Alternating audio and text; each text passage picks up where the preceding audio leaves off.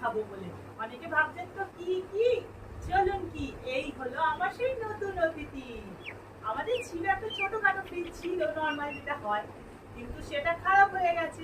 তাই বললাম একটা কি ব্যবস্থা করতে হবে, ফ্রিজ ছাড়া তো এই গরমে চলবেই না। তাই চলে এলো আমাদের নতুন অতিথি, নতুন ফ্রিজ। আর দেখুন ফ্রিজটা, যেহেতু এটা ছোট ফ্রিজ ছিল, আর এটা দেখুন এই ফ্রিজটা কত বড়।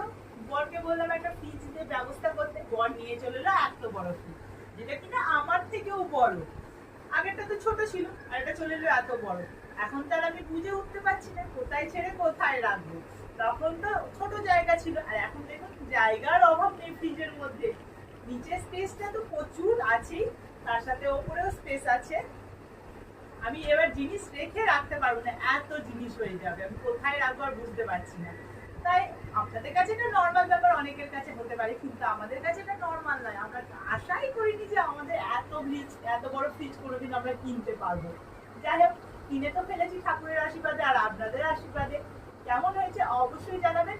যেহেতু আপনাদের সাথে আমি সবই শেয়ার করি, তাই ভাবলাম এটাও শেয়ার করি, যেহেতু বাড়িতে নতুন কিছু এনেছি, তাই চলে এলাম নতুন অতিথিকে শেয়ার করতে। কেমন হয়েছে নিচে অবশ্যই জানাবেন।